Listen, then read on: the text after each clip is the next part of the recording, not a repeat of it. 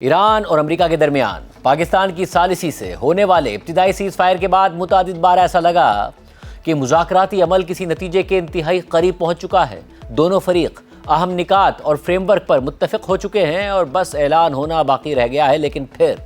آخری لمحات میں مثبت پیش رفت کی امید ڈیڈ لاک یا کنفیوژن میں تبدیل ہو جاتی، اور اس دفعہ بھی ایسا ہی کچھ ہو رہا ہے۔ امریکی صدر ٹرمپ کے بیانات اور امریکی فوج کے اقدامات معاہدے کے حوالے سے کنفیوژن بڑھا رہے ہیں، اور کل رات کو تو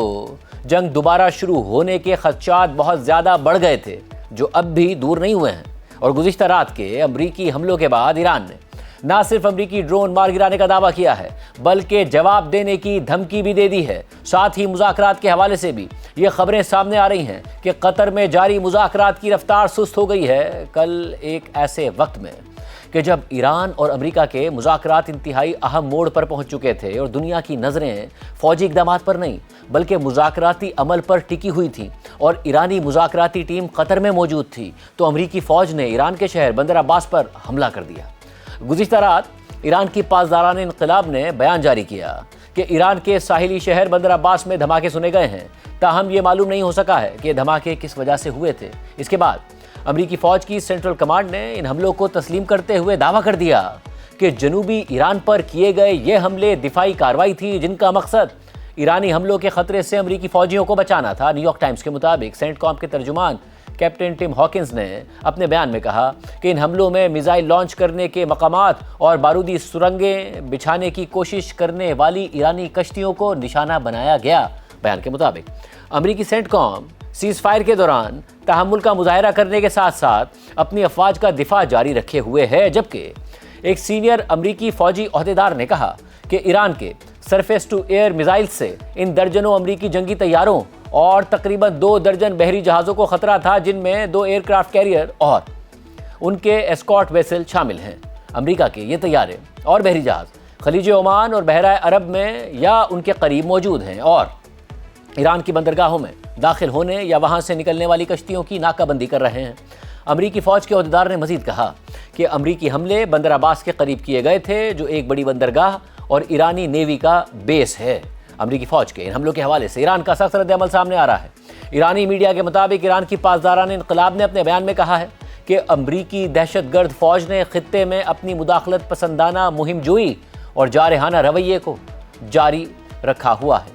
خلیج فارس میں ایرانی فضائی حدود میں داخل ہونے کی کوشش کی گئی ہے۔ ایرانی افواج نے جوابی کارروائی میں امریکہ کے ایک MQ-9 ریپر ڈرون کو مار گرایا۔ اسی طرح امریکی فوج کے F-35 اسٹیلتھ جیٹ اور ایک RQ-4 ڈرون نے بھی ایرانی فضائی حدود میں داخل ہونے کی کوشش کی، مگر ایران کے جوابی حملوں کی وجہ سے یہ دونوں ایرانی فضائی حدود سے واپس جانے پر مجبور ہو گئے۔ پاسداران انقلاب نے اپنے بیان میں خبردار کیا کہ امریکہ کی جانب سے جنگ بندی کی کسی بھی خلاف ورزی کا سخت جواب دیا جائے گا اور ایران اسے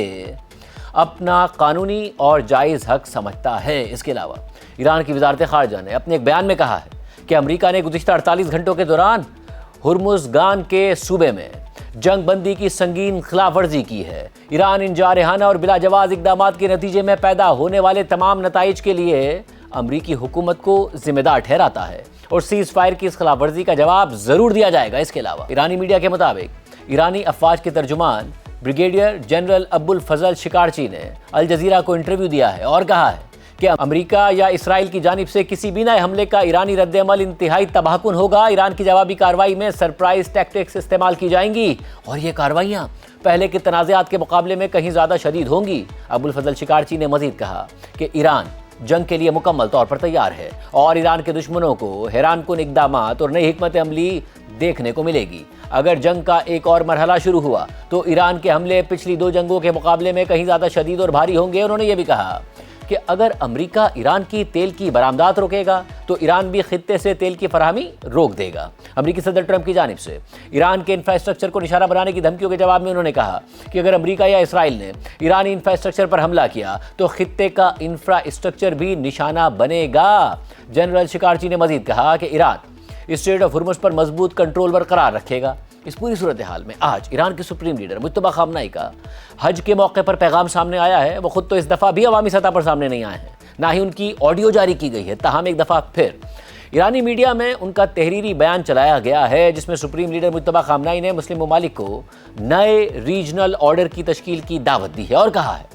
کہ امریکی دور اب ختم ہو چکا ہے۔ مجتبیٰ خامنہئی کے پیغام کے مطابق مسلم ممالک ایک ایسے تاریخی مرحلے میں داخل ہو رہے ہیں جہاں علاقائی حقائق غیر معمولی حد تک بدل چکے ہیں اور امریکی فوجی اثر و رسوخ مسلسل کم ہو رہا ہے۔ وقت اب پیچھے نہیں مڑے گا اور خطے کی اقوام اور سرزمین اب امریکی اڈوں کے لیے ڈھال نہیں بنے گی۔ مجتبیٰ خامنہئی نے مزید کہا کہ امریکہ کے پاس اپنی فتنہ انگیز کارروائیوں اور خطے میں فوجی اڈے قائم کرنے کے لیے اب کوئی سیف ہیون نہیں رہے گا اور مستقبل مسلم امہ اور نئی اسلامی تہذیب کا ہے۔ پیغام میں مزید کہا گیا ہے کہ ایران حالیہ جنگ میں اپنی فوجی کارروائیوں اور حملوں کے ذریعے صہیونی حکومت کو بے بس کرنے، امریکہ کو سخت جواب دینے اور ایران کو ہتھیار ڈالنے پر مجبور کرنے کے دشمن کے مقصد کو ناکام بنانے میں کامیاب رہا۔